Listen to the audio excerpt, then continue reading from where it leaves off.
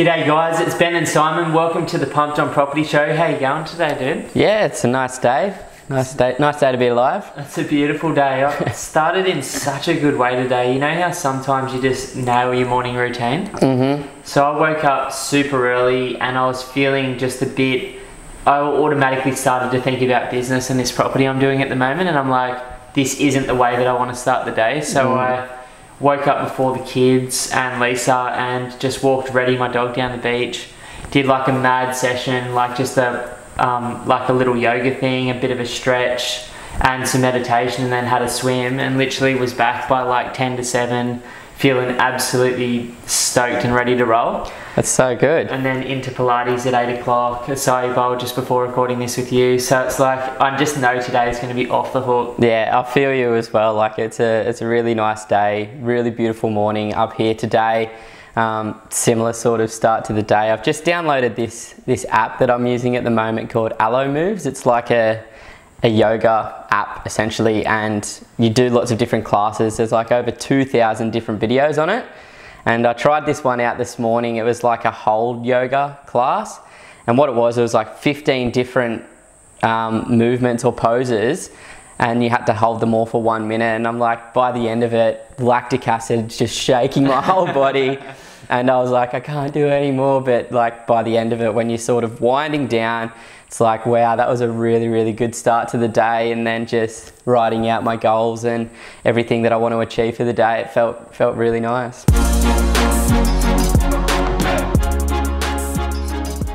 And I are both massively into yoga at the moment. I'm just YouTubing it through Boho Beautiful, and Simon's found this incredible app which gives him effectively in your pocket the best yoga instructors in the entire world, which is amazing, at like literally a 20th of the price of going to a weekly class, right? Like it's super cheap if you're a consistent yoga person. Yeah, like I pay $19 a month for that, so you'd be paying $19 a class 3 times a week. Yeah, minimum. Yeah, minimum. So it's like I just won't have a coffee one morning, and then I've paid for my yoga. That's awesome. Or we just make more money. Yeah, that's the way that I like to think about expenses in my life. Fuck budgeting your way to financial freedom. Yeah, you know, invest, save and earn your way out of the problem. You know what I mean? 100%. Easier said than done for some people, but I've been like that since I was 20. I'm just like, how can I make a bit more money and sort this out? Yeah, nice. I actually did a bit of a budget last night, just after purchasing my property now that one's rented out. Oh, sick. Have the tenants moved in? He's moving in tomorrow. So yeah, that'll all be sorted. Bond's getting paid today in first week's rent. So that's all really exciting. But now that's all organised. It's like, okay, well, I've got to figure out how to live my life with a mortgage now. So I was kind of just putting a bit of a budget together, because even though we all hate them, for me, it gives me so much peace of mind knowing that my finances are on lock. I've got all of my scheduled payments sorted out. So it's just one less thing that you have to think about and worry about. I know I always talk shit about budgets, but the reality is I'm a budget dude. Like, when I was getting started, I had, same as you, like, these are my fixed expenses, how can I reduce them? Set up all the automatic payments so that I don't have to think about stuff. And these days I know to the absolute cent exactly what the costs are in the different areas of my life, business, personal, and I just work towards a break-even point, and then anything on top of that's profit. So it's the same thing, like, you know, as much as we, you know, diss the budget word, like, the reality is it's super effective to achieve financial freedom faster. Yeah, 100%. And it's definitely one of the rules that every successful investor, business person carries with them. Yeah, people know where their money's going. I think that's really important. So in today's episode, it's actually thanks to one of Simon's good mates and a friend of mine, Davo. He's a client of ours as well. He's just bought his second investment property with us. So he bought his first 3.5 years ago in Brisbane, 14 k's from the city, in a suburb that's the second highest performing suburb in Brisbane in the last 5 years, which doesn't say much because Brisbane hasn't done a lot in 5 years, but it's done better than average.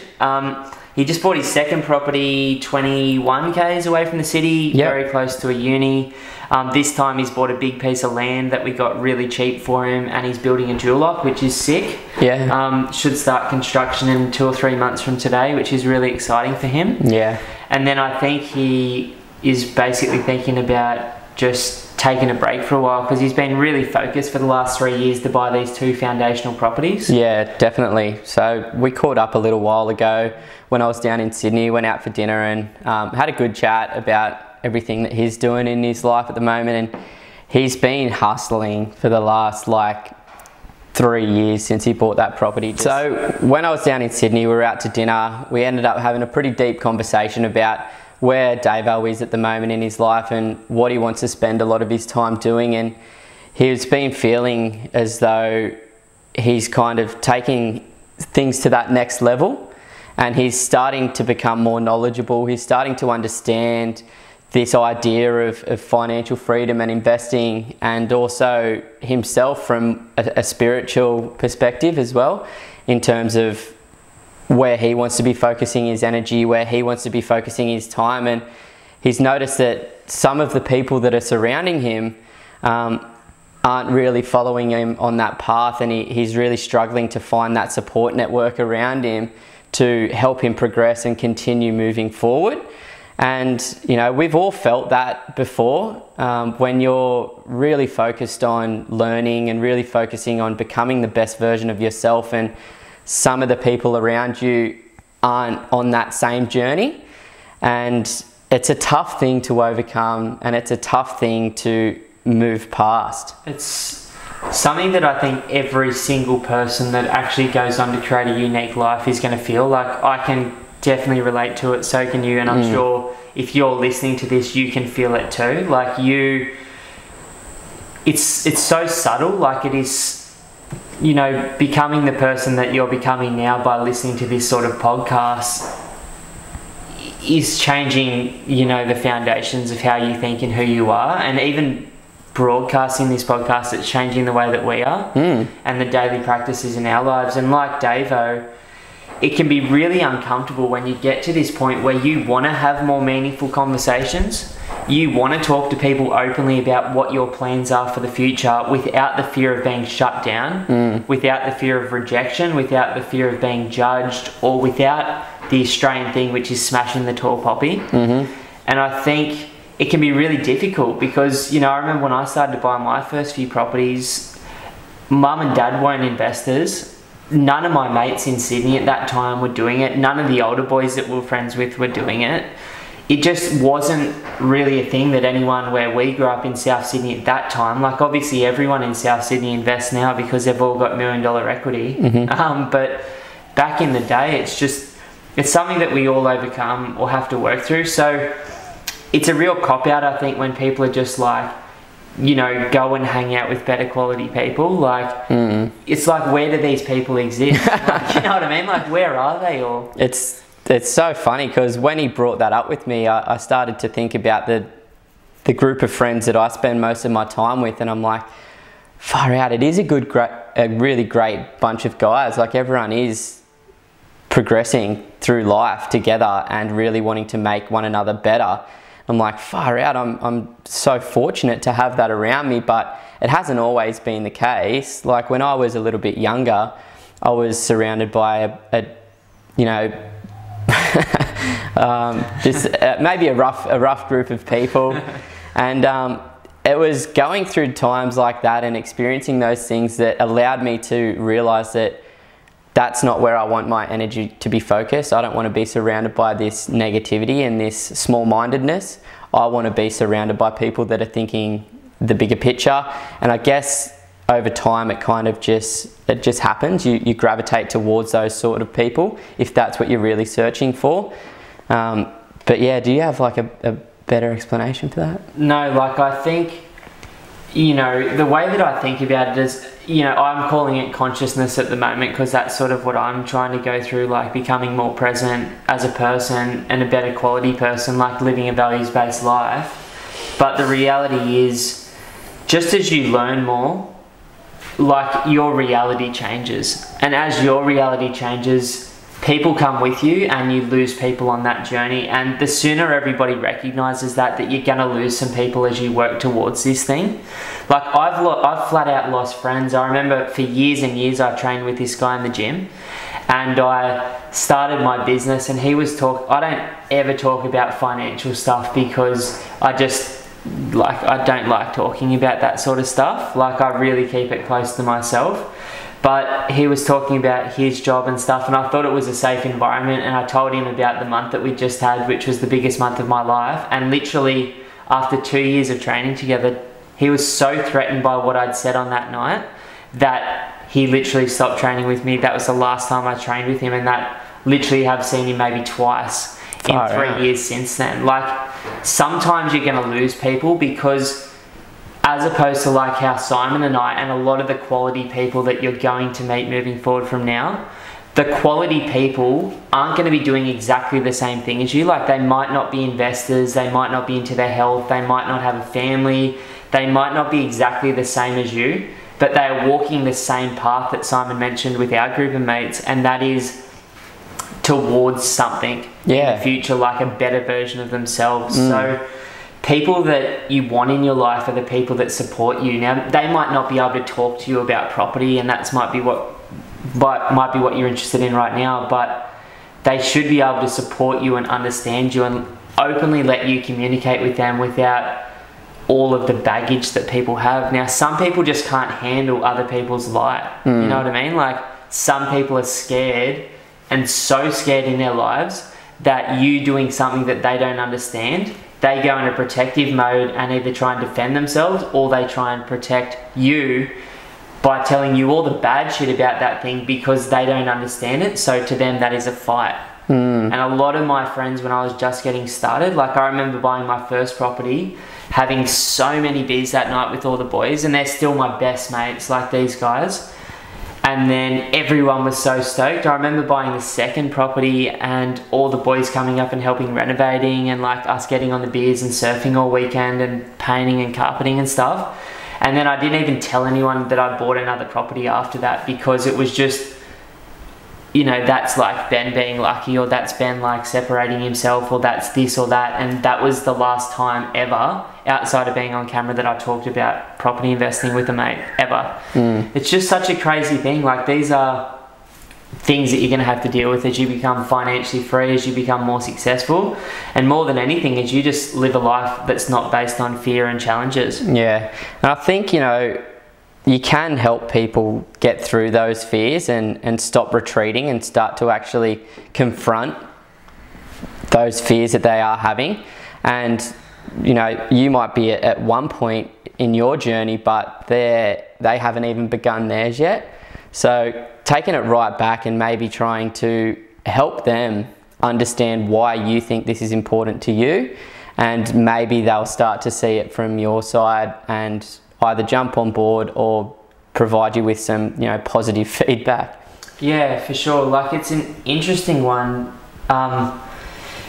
because even the thought of trying to change someone, to me, is just, you know, like, I've done that. I've tried to bring people along for the ride with me, and it's really, really difficult to change someone that's not ready to or doesn't want to. But what I have found is super effective is leading like my life my way, and then attracting people that are like that to me. Yeah. Secondly, having more meaningful conversations with people rather than just keeping it really high level all the time has actually enabled me to connect in a really deep way with my new friends, like people I've met in the last 10 years, as well as my old friends in a much deeper way as well, and people that weren't on board are now on board, because I'm creating a space where like the dialogue is deeper, and everyone, I don't care who you are, is craving connection, and everyone is craving a life that is more than the one that they're living. And again, anyone that says that they're not is kidding themselves. Like, it's a human desire to want to have an impact and to want to have a legacy and to want to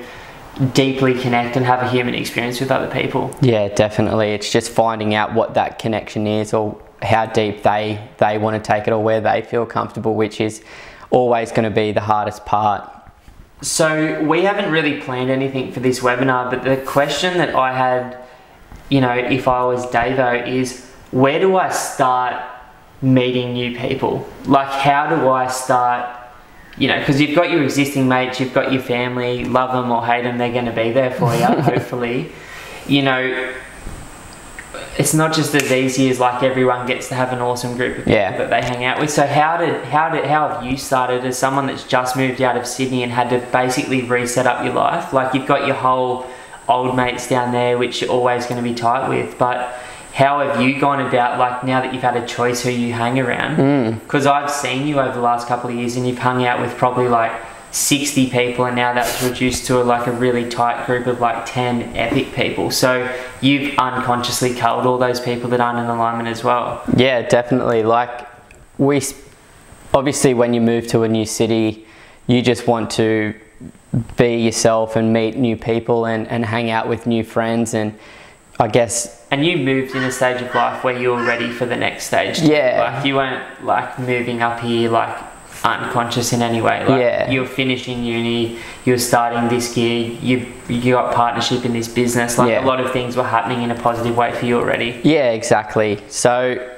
I was just, you know, hanging out with as many people as I possibly could and figuring out who I wanted to spend the most time with. And I guess the group of friends that I spend the most time with now, it's kind of like we all bring something different to the table. As you said, you know, we're not all focused on the same thing. Like, property is us, investing is us. Like, out of our group of friends, that's... None of them are doing it. None of them are doing it, but they're all semi-interested in figuring out a way to do it better. And some of the other guys are into different things. Some of them are really into spirituality and Buddhism. Some of them are really into health and fitness. Some of them are really into starting their own businesses and really focusing on generating a good income through that. So there's lots of different people. And the one thing that we all have in common is we all want one another to be the best version of themselves. And we all want to share our expertise in a way that's going to help that other person. So like, when I spend time with our mate that's a personal trainer, Jackson, he helps us become better with training and eating and being healthy and living that lifestyle. When I hang out with our mate Nick, who's really into his spirituality and Buddhism, like, he teaches me to think about, you know, be more grateful of the smaller things in life and how to understand yourself from a different perspective. And, you know, then you've got your other friends that are just have got that undying loyalty to you, and there's zero judgment. So every single conversation that you have with them, you can be completely open, you can be completely honest, and you know that you're going to just have support as opposed to someone pushing back. Like, these are the mates that have picked you up out of the gutter when you're like 18 and spewing all over yourself, and then like opened up the job that you're supposed to do for you the next day while you're lying on the floor like literally dead. Like, you know, the people I'm talking about, the ones that have just got you back because like, whatever you're doing now, they don't give a shit about because they've seen it all. Yeah. So, you know, that's how I guess I figured out a way to surround myself with people. And, you know, you find over time that the cancerous people, the negative people just don't ever bring anything to the table. And you just cut that out. Like, you just are like, okay, well, that person's not bringing any value to my life. I'm not going to spend any energy or time focusing on that person anymore. And moving to a new state, moving to a new city, it was very easy to do so because I had no relationship with these people. But, you know, back in Sydney with my other friends, you know, it's harder to break that chain and to break that relationship with the negative people because you've got a deeper bond, a deeper relationship with them. So you can feel as though it's a little bit harder to rip off that band-aid, if that makes sense. You know, some of the things that I've found to be helpful is, one, like, I'm extremely loyal, but only to a very small number of people. That's my personality type. Like, I've always had really tight groups of friends, and to me, quality is always way more important than quantity. So, like, old friends aside, like, because same thing as Simon, like, I got the opportunity to move up to Queensland. Like, I've met hundreds and hundreds and hundreds of people, and one of the ways when I first moved up here, and I was just, because I'd never had to meet a mate before, like, you go up in school and all your school friends are your friends. Sport, like, we always played sport, so you've always got your team as well, or teams. It's like, how do I actually make a friend? And I met this Irish dude that was a bit older than me. He was like 30 when I was 21, and we went down to the beach one night after a surf, and I said, man, I'm having massive troubles actually enjoying the company of most people I'm hanging out with. And he's like, dude, you've just got to realize one thing in life. And he's like, there's 3 reasons people come. There's a reason, and that's for a really small period of time. Maybe you've just moved to a new place and they're the first person that becomes friends with you, or maybe you've started a new job and that's the person that you connect with in the short term, and they're there just for a reason. Maybe it's to make a big change in your life, to reshake up your path, or to just be a good friend when you need one at that time.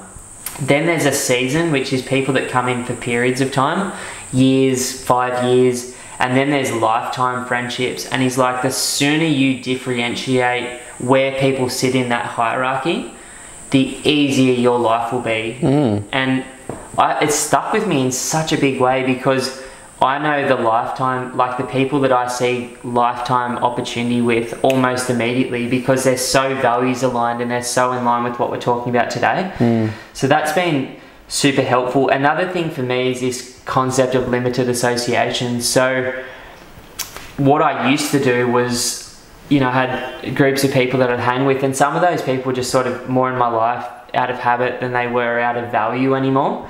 And so I initially started to limit the association when I still wanted to hang on to the relationship, but now I've just allowed it to be what it is. Like if that relationship's faded out, it's faded out. When I meet people that are interesting to me, because one thing that I really like to do is, like, as a personality type, I like to meet really interesting people and hang out with them. Like the more interesting someone is, like the more likely they are to sort of slide into my inner world. And, you know, Jackson, for example, Simon's mate, who's also a friend of mine, like I met him when I was out on the beers with my brother-in-laws one night, and he wasn't drinking, and I met him, and he just had such a big personality and was so into training. And it was at a stage of life where I'd been so business focused for 2 or 3 years. I know how to train so well, but I just needed to get back on the horse. And I literally hit him up on Facebook the next day, and I'm like, dude, you're in such good shape, man. I'd love you to train me. But I went into that knowing that I didn't really want him as a trainer. I wanted him as an accountability partner, and then to become a mate. So I did 10 sessions with him or 20 sessions with him, got in the best shape I'd been in 5 or 10 years. And now he's like a friend of mine and a great friend of Simon's. And like, as often as I would like him in my life, he can be there. And that's one thing that I've found, like just actually being open to, if you see someone that's really cool, like that you enjoy for whatever reason. Like I hang out with him and my brother-in-law because they're just so into health. So I hang out with them from a health perspective. I've got other friends that are really intellectual or investment focused or business focused that I chill out around that particular thing. Like, but particularly for these new relationships, like realizing what someone's great at and enjoying that part of the relationship, as opposed to trying to get everything from everyone.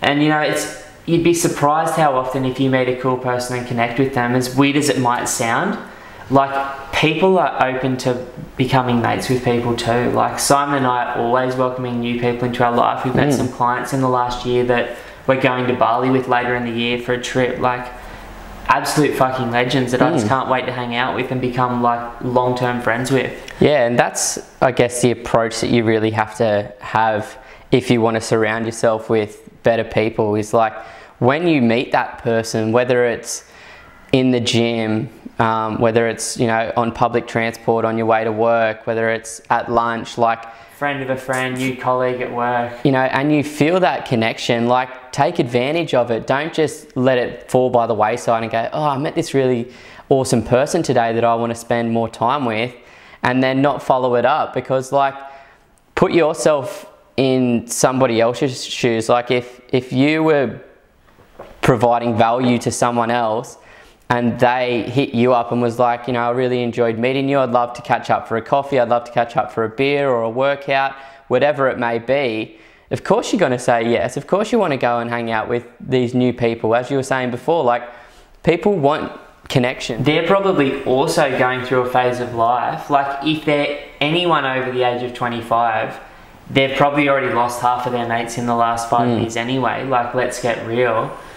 You know, like the reality is they're probably going through a phase of life where they're craving connection, and they've become this person that you know, has changed a bit as well, and they're looking to like grow throughout their life experience as well. Something that I wanted to touch on is like, what do you do when you have a really toxic environment around you of toxic people? Because, you know, I just don't tolerate that personally. Like I am black. I hate being black and white, but I'm black and white on that. Like I just do not spend a moment with people that I don't believe deserve my company, and that's not being egotistical. That's just protecting myself energetically from shit people. Like protecting my mind and my values from people that aren't adding any value to it.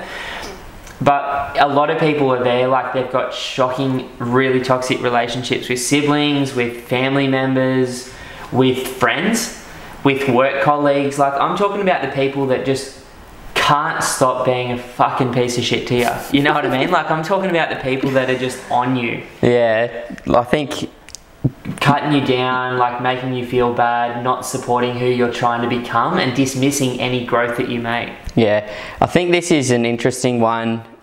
You know, you're obviously much more mindful of that because of your maturity, your experience, plus I've also got 3 kids, bro, and I have a tiny limited time to hang out with people. Yeah, that's what I was going to say. Like you've got so much of your energy is focused on the things that really, really matter, which is your family, obviously.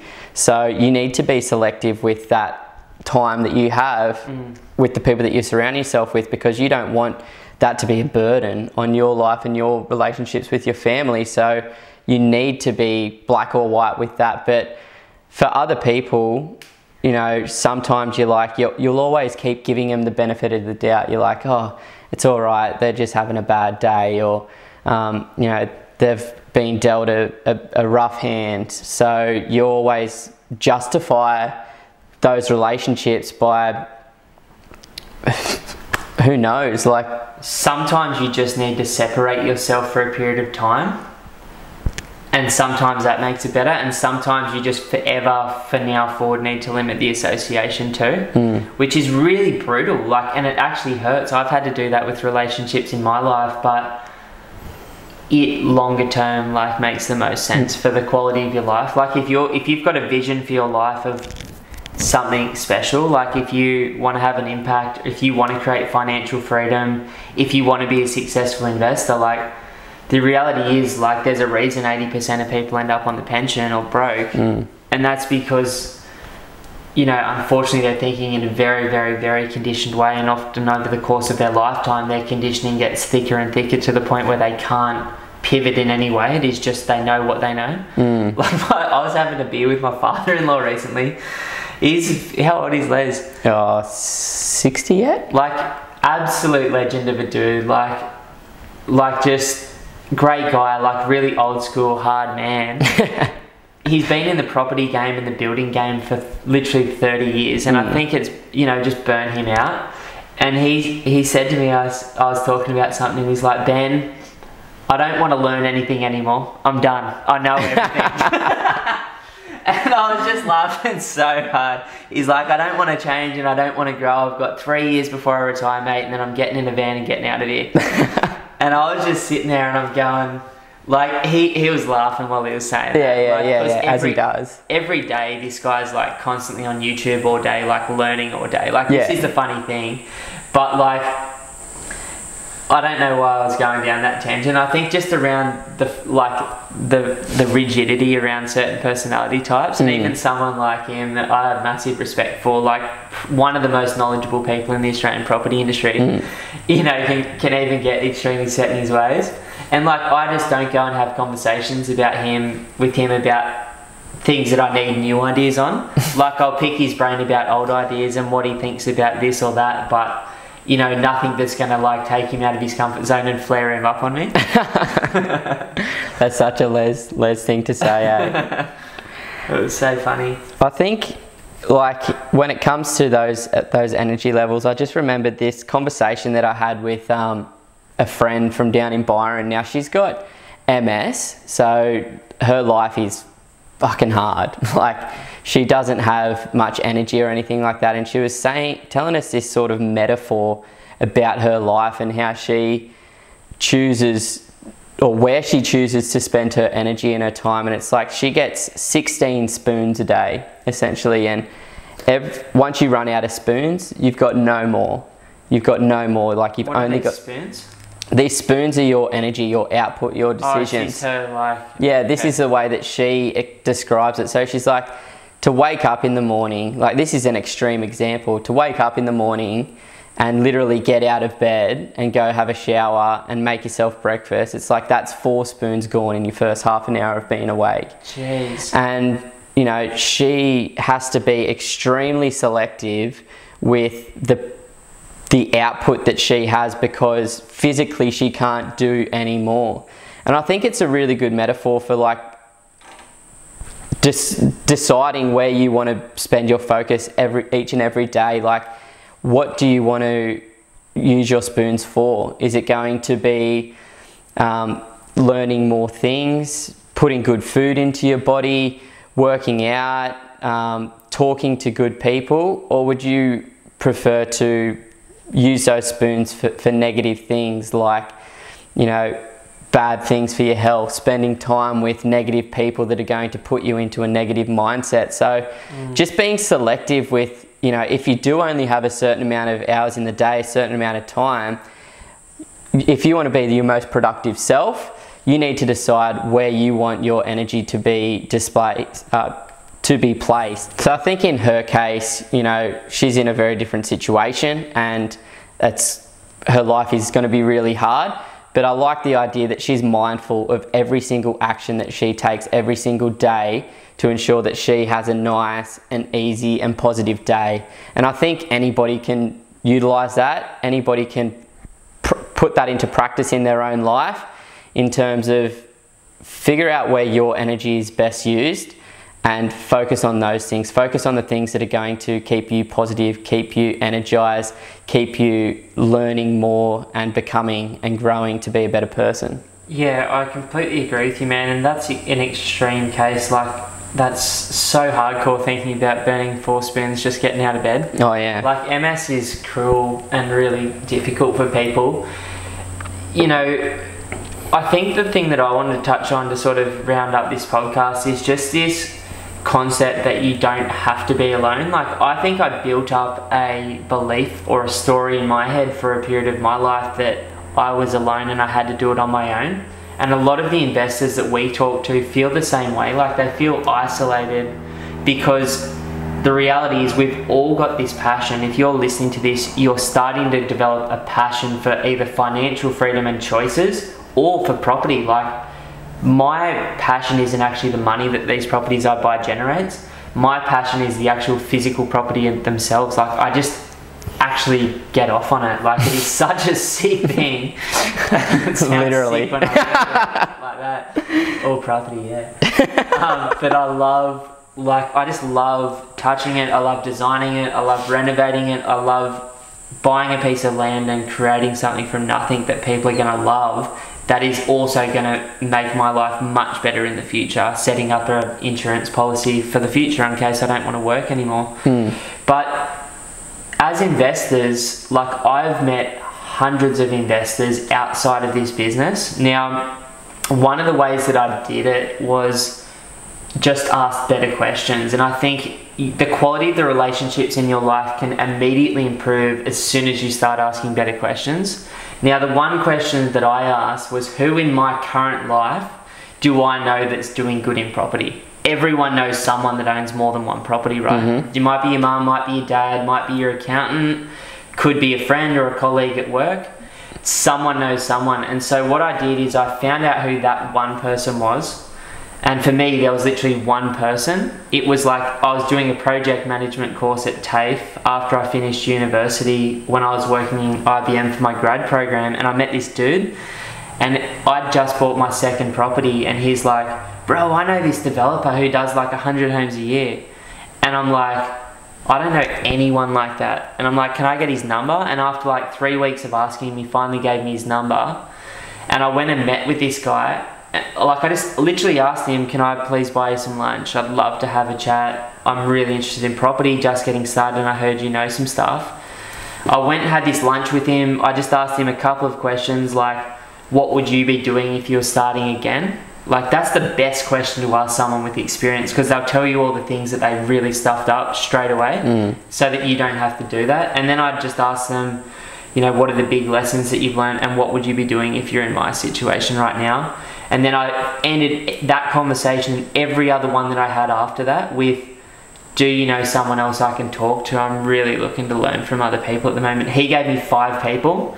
Those 5 people gave me like another 15. And over the course of like years and years and years, I ended up speaking to literally hundreds and hundreds of investors. Some of them became friends, some of them became mentors, like informally. Some of them I only ever caught up with once and never spoke to again. Some of them I caught up with regularly for a period of time as like a season of my life. Like, that is one great way to meet people. Another great way is, you know, some of these property networking events, like the content, to be honest with you, is absolutely shithouse. Like, every one of them I go to, I just feel like I'm getting sold to. Yeah. Every property event that you pay for, these old school business people don't realize that once you're in the room, they can stop selling. They just keep stuffing shit down your throat, and the stuff that they're selling is really bad as well. But sometimes there's incredible people at these events or these networking events. Like, I went to one in Brisbane recently that they asked me to speak at, and I was just sitting next to these 2 dudes. Both of them were financially free at 45. Both of them did like 1 or 2 little development projects a year and just made a couple $100K on top of their freedom. And I was like, holy shit, this is like they go because they want to connect with other people, because they feel so isolated in their world that they just want to meet randoms so that they can share their story and learn stuff. Like, you know, whether it's that one person in your life that introduces you to a few more, or it's a networking event, or it's an event that you have to pay for, or it's like, you know, the property chat groups online, or it's the Facebook communities online, or you work with someone like us or someone else and you start, you know, we become mates, and then we introduce you to our clients in your city and you become friends with them. Like, there's so many ways that you don't have to feel alone anymore. But it all requires you to step outside of your comfort zone, which is challenging. I think that's an awesome way to wrap it up, is like a practical thing for people to actually go out there and do. So yeah, like, good luck to everyone that's in that situation and looking at finding that person in their life that's going to help them along this journey. And it only takes one person. You know, you don't need, as you said, it's not quantity, it's quality. So go out there and find the quality person that's going to want to help you become the best version of you in any aspect of your life.